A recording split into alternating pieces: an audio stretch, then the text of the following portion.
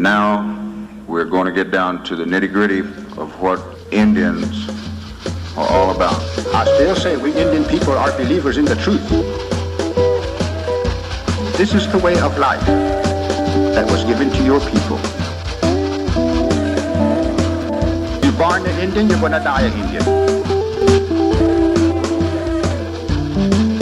Indianness is a good life. You're facing an Indian this afternoon. Good Saturday afternoon out there, everyone, and welcome to your number one source for Native American television news. It's Native News Today, and I'm your host, Jason Salzman. I want to welcome you into the show this week. We feel like we've got a great show, lots of things to get to, and features to give you, as well as some information on a recent National Council committee meeting. So a little bit of everything here at Mvskoke Creek Nation. And as we start from the jump here, we want to say it was wonderful news to see that the easement was not granted from the Corps of Engineers to the Dakota Access Pipeline. So we'll have to keep looking and have to keep following that story. But for now, a victory for Native Americans that were up there protecting the water. So that's big news. If you haven't checked it out on a national news scene, go and Google it and you'll find out all about that, or follow us on our pages. But we're going to take a quick break here and we'll get right back with this week's show. You're watching Native News Today.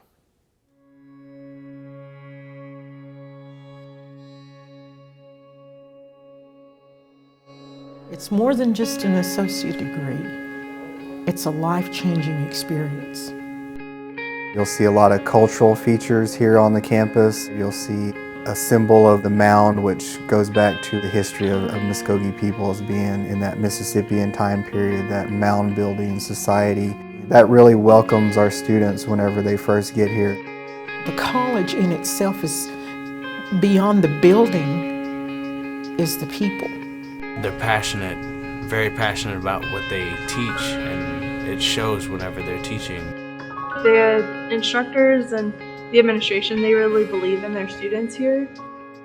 After a couple classes, I began to notice that it kind of felt as if I were returning back to something that had been lost for like a long time. As I learned more about the history of my people, to discover that there were very many great people that did a lot of good things for their people, for their nations, and that those people were American Indian and Native American, it kind of brings out a sense of pride that was not really there before. There is a future for our people.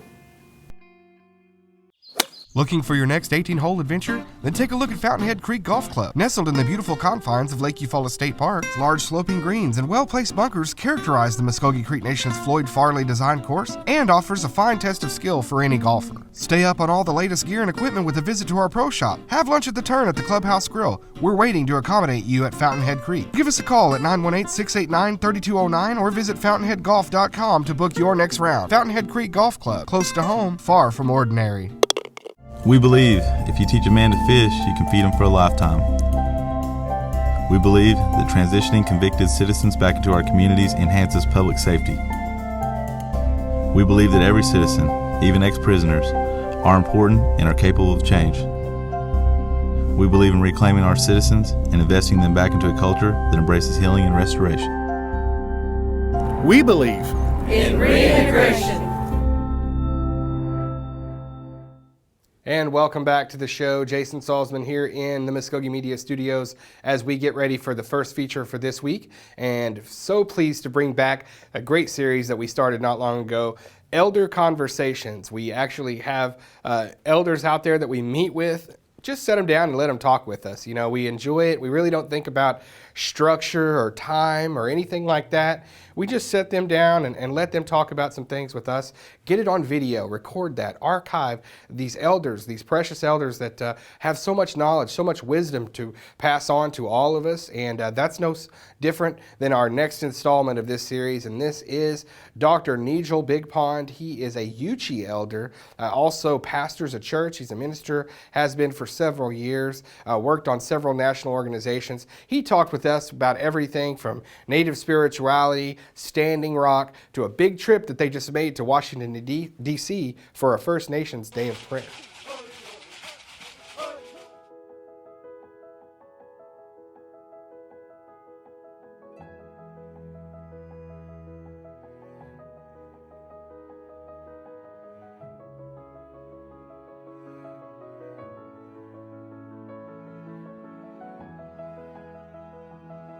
I decided October the 21st, 2016, we're going to Washington, D.C. in front of the Washington Monument, where we went kind of a scouting trip about 2 or 3 months before that to see where we was going to have this event. And we come up with the Washington Monument, which no one's really had anything there. And this is historical. The Native people have never went to Washington other than to take lawyers with them to fight the system, but we went there just to pray. We asked over 500 tribes in America and that many as well as in Canada. We went there for the sole purpose of asking or giving forgiveness to a nation that never asked for forgiveness, which that in itself is historical, because that just never has been done. And so we chose to do that, and we had a council of 20 different ones. We had the Sioux, we had Creeks, the 5 tribes here in Oklahoma. We had Cheyenne. We just had a number of different plains and woodland rim tribes coming together as one, which that in itself was historical, and we all got along real well. So that was really good too. So.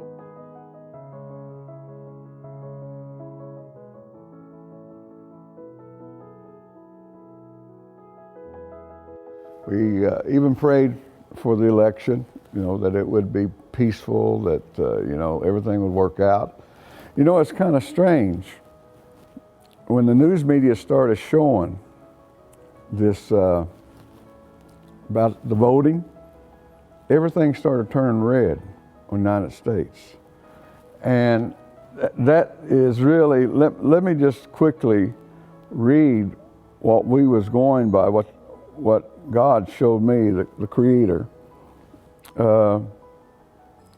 It was I call it a prophecy. And it was a prophecy by Crazy Horse, a Lakota Sioux, holy man. And I'm sure we all know about Crazy Horse. It wasn't because he's crazy, he got his name because he rode a crazy horse. But we went by this, or I got a hold of it, and I just gravitated to this, what he says. Let me just read this. He said, "A red nation shall rise again, and it shall be a blessing for a sick world filled with broken promises, selfishness, separation, a world longing for light again." Now, I just gravitated to that, and that's not all of it. It goes on to talk about the 7 generations. I see a time of 7 generations when all the colors of mankind will gather under the sacred tree of life, and the whole earth will begin to be one circle again. In that time, there will be those of our people who will carry knowledge, understanding of unity among all living things. And the young white ones will come to those of my people and ask for this wisdom. I salute the light within your eyes, where the whole universe dwells, and when you are the center within you, and I am the place within me, we shall be one. Well, he's talking about unity, which is very key right now. We had unity in Washington, D.C. when we went to release the prayer of peace, and for the election, and forgiveness. Unity. We was all together, many tribes.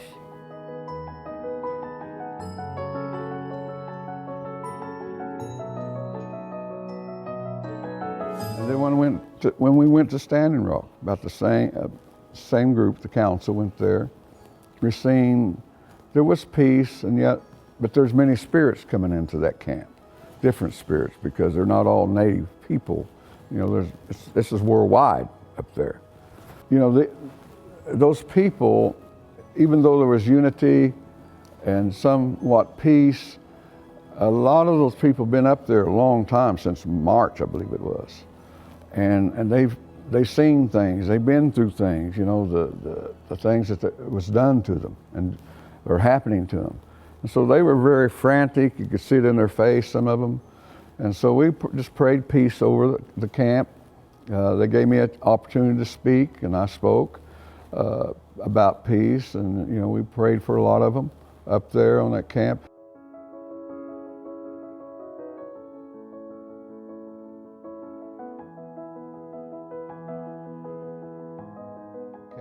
You know, one of the things, and that's another thing that gives us great authority as Native people, we've always believed in the Creator. We didn't believe in the bug or the lizard or the Big Bang. We believed in a Creator, creation. We've always believed that. And we always prayed. We always believe in prayer. Even at the council, it's an honor for me for them to ask me to come and open it up in prayer.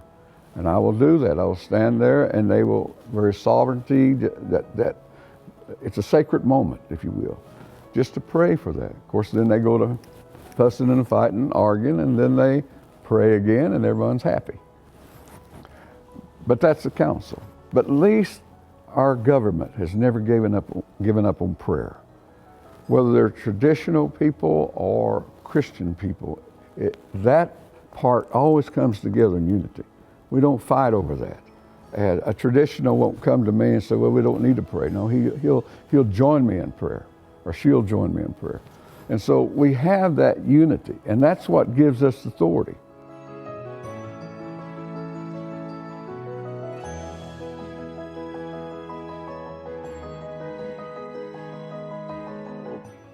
A lot of the tribes got behind us. We're going to do this every year. I'm going to go back to Washington and change this into law, where October, the third Friday of every October every year, will be a National Day of Prayer for the Native people. You know, the unique thing about this, after we prayed that prayer of forgiveness, forgiving the nation that never asked for forgiveness, you know, they predicted rain all that day, but the rain never showed up. Bright, sunny day, beautiful day, and all of a sudden around 2:40, after we prayed that, a strong wind came over that area, just a strong, strong wind. I believe it was God bringing that wind, and then it rained. Our Native people always believe when someone dies, the rain washes all the past away. And I believe that rain was purposely placed by the Creator to let us know that everything washed away, because it just rained about 20 minutes, or if that long, and then it went away. And so that's what it meant to me.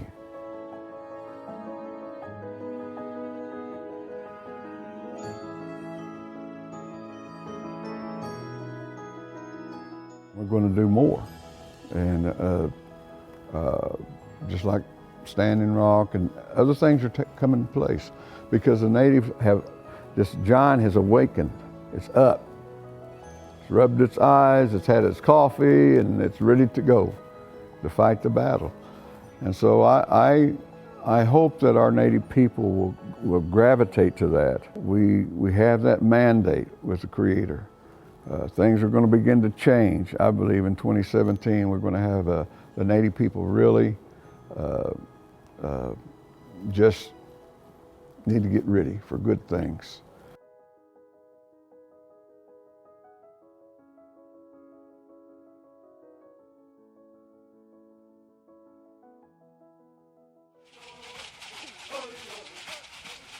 All right, we want to thank once again Dr. Bigpond for coming in and being with us and setting for that latest installment of Elder Conversations. If you missed it, don't worry, it's on the online channel. You can go and continue that series, even go back, watch our initial with Sam Proctor. So we got a lot of great Elder Conversations on there. You can check it out on our online channel. Moving right along to our next feature this week. The adoption program here at Mvskoke Creek Nation does a fantastic job each year, but 1 month out of the year, they have Adoption Awareness Month. There's a lot of our Native kids out there in need of good homes. Adoption Awareness Month is November. They chose to have something at the end of November to sort of celebrate the month with a balloon release and a special guest speaker that talks about adoption, everything like that.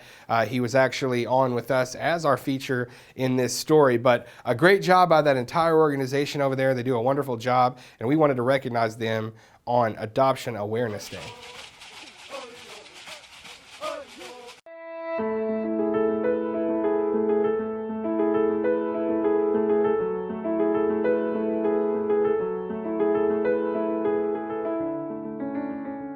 I'm always excited to do whatever I can to help kids find homes, particularly Native kids, because I spend a lot of time working in that field, and those kids need love and they need a place to go, and if I can do something to help, I'm really happy to do that. So when I got a call from Mvskoke Creek Nation, I was flattered and excited to get to participate in this.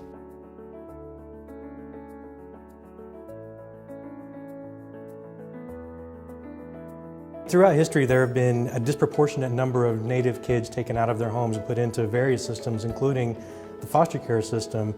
And the Indian Child Welfare Act in 1978 gave us the right to intervene in those cases and to bring our kids home. The problem we have now is we don't have homes for those kids. Those kids are still being removed at high numbers, and we don't have places for them to go, so we're still losing our kids. It's very important that Mvskoke Creek Nation, Cherokee Nation, the Osage Tribe, and all the 39 tribes in Oklahoma get really aggressive in finding foster and adoptive homes for their kids. It's the only way we're going to keep them.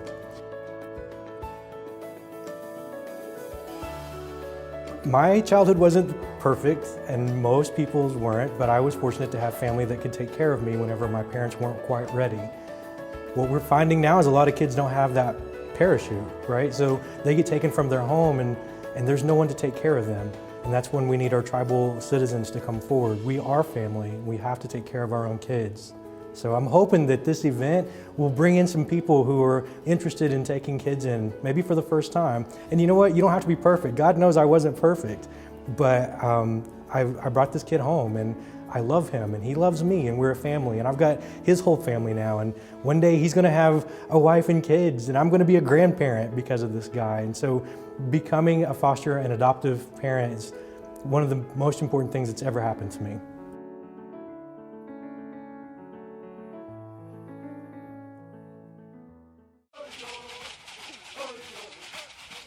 Okay, and thanks again to the Adoption Agency program here at Mvskoke Creek Nation for all of that and doing that wonderful gathering there, that event here at the Mound Building. You know, we got a couple things to pass along. One, it's the Christmas season. We're so excited. Here at Native News Today, you kind of know how we do it. We kind of do special episodes. We get holiday greetings.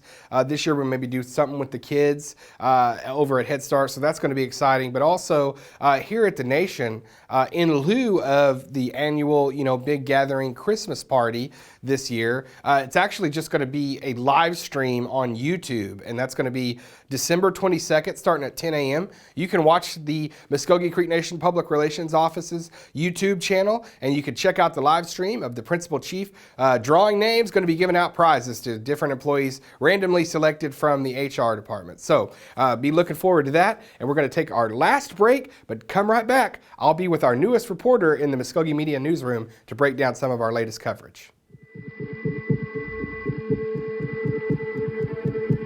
Things that I wanted to see as a kid that I didn't see, that's definitely what I make now. Popular culture things with a Native slant to it, I guess. I kind of believe that if you tell someone they're good at something, they'll believe it and they'll start thinking they're good and start doing it better. So I think that's what happened with me with art.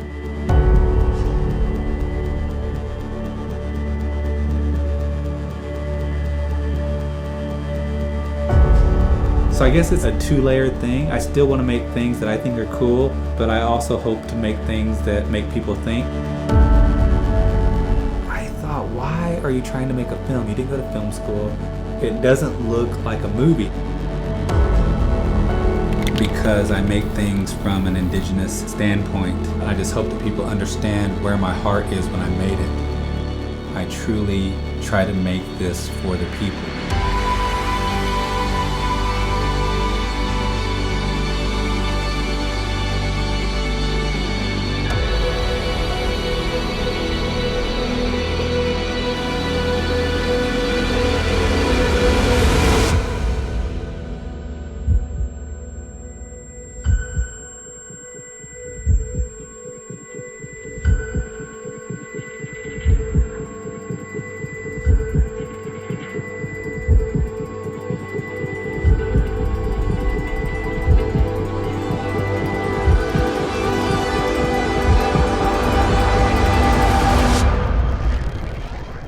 If you have a dream, you can do it.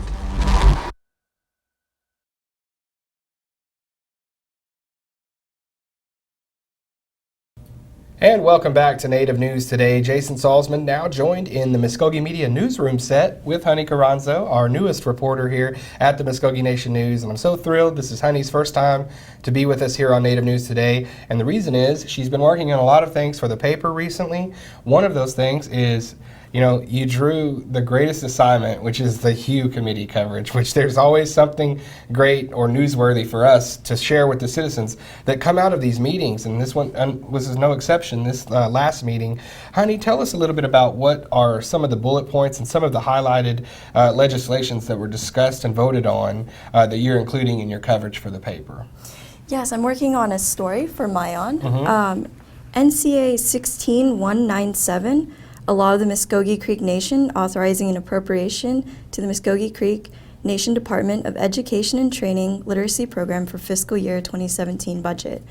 The proposed budget was $474,617. And that was lowered from the original amount, yes, correct? It was lowered from $1 million. This is almost like an alternative to what was voted down previously. Yes. Okay. The vote was 2 against and 1 for it, with James Jennings absent. Right.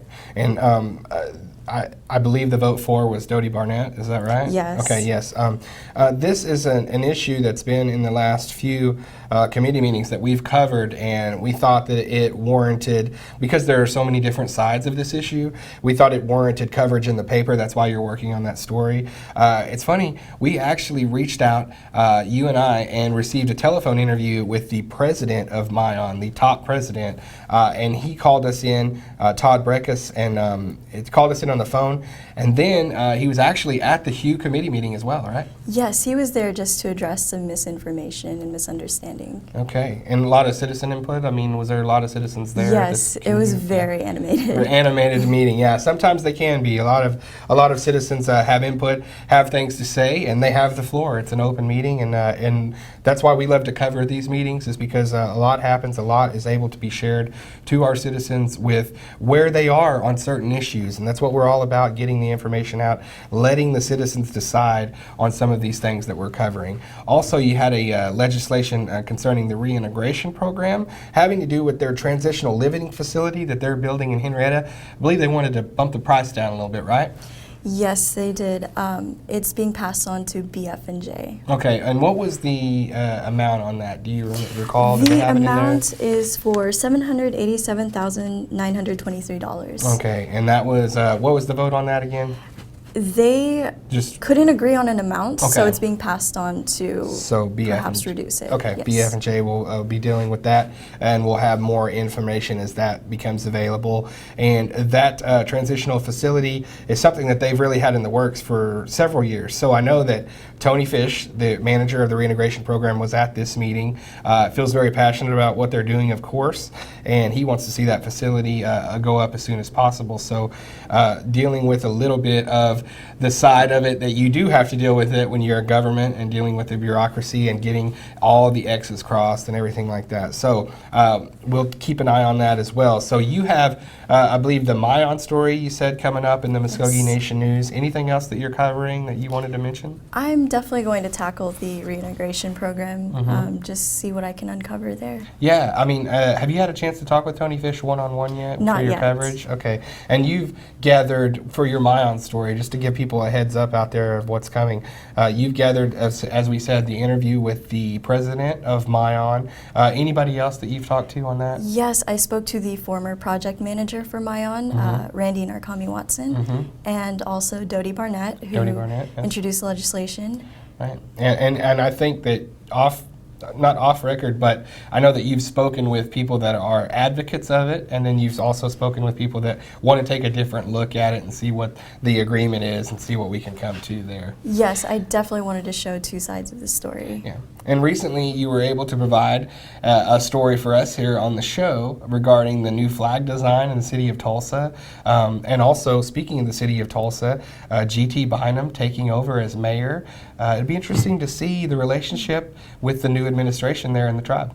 definitely. Yeah, we actually have him scheduled. I don't know if you're going to be getting him for the paper too, but we have him scheduled to speak, and we'll be doing an interview with him, and we'll have that on the show soon as well. So. Yes, there will definitely be a flag story update, so I'd like to get his input. Yeah, I know a lot of people that saw that had no idea. Some people, I talked to about the stories, they go, I didn't even know Tulsa had a flag, and so very informative there. And what'd you think going out and getting the video story for us there? I know you like to do a little bit of different things, but was that fun for you? It was very exciting getting a different aspect other than just writing a story. Yeah, absolutely. Well, we love having you here. It's a great thing to have you as part of our team, and you're doing a wonderful job. And we'll look for your coverage not only on reintegration, but Mayan as well. I know a lot of people are looking for that story as it comes out in the paper. So thanks for being with us and rapping about it here, honey. Thank you for having me. You got it. Well, everybody, as I always tell you before we leave, that's another great show. We hope that you really enjoyed all the things that we've talked about here today.